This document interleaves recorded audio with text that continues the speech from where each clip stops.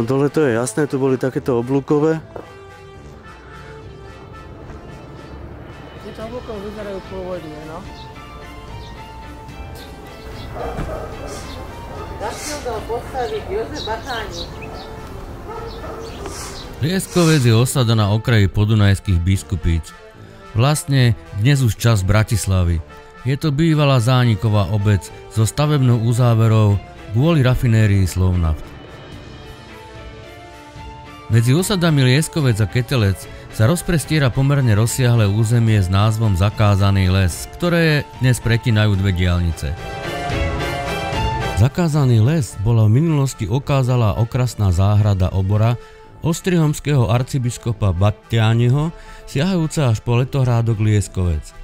Celý komplex lesov pri podunajských Biskupiciach členili pravouhlé prieseky a na okraji lesa stála horáreň. Po väčšine stromov už nie v zakázanom lese ani stopy, ale možno vás bude zaujímať, že v týchto miestach kedysi dávno bola honosná záhrada a zvernica s množstvom okrasných altánkov, falošných ruín či jaskýň, ktorej vraj uhorskú páru nebolo. Takmer na okraji spomínanej arcibiskupskej záhrady na konci dlhej a priamej aleje vedúcej do podunajských Biskupíc stál a dodnes stojí schátraný barakový letohrádok.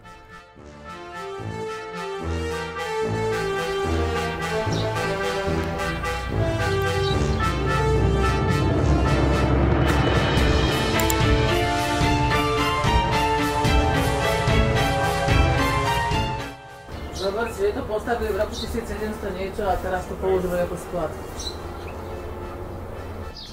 V rokoch 1779 až 1783 ho tu dal postaviť gróf Német Ujvar Baťáni Jožef Félix Jánoš Ádám Nepomuk, aby mal kde prebývať počas pobytu v podunajských Biskupiciach.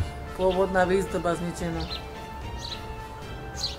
V interiéri bolo pôvodne 18 ubytovacích miestností a tanečná sála s pruskými klembami.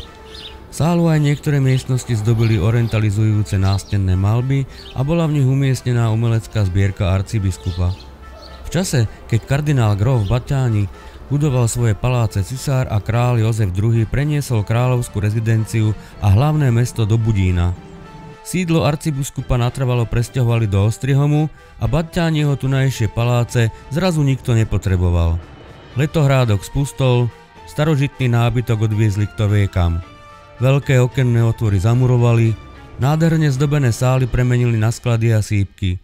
V tanečnej sále sa sušila kukurica, park v Lieskovom zanikol, neskôr ho rozparcelovali ako poľnohospodársku pôdu.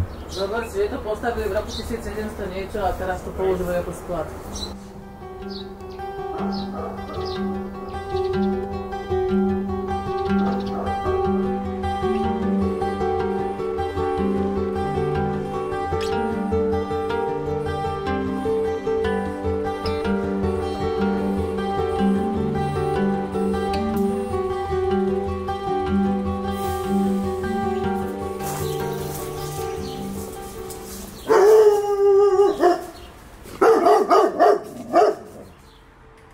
Čau, Kuťa.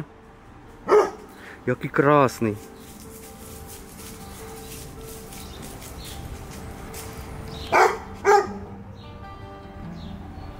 Len pre zaujímavosť letohrádok slúžil ako sýpka ešte aj po tzv. Nežnej revolúcii.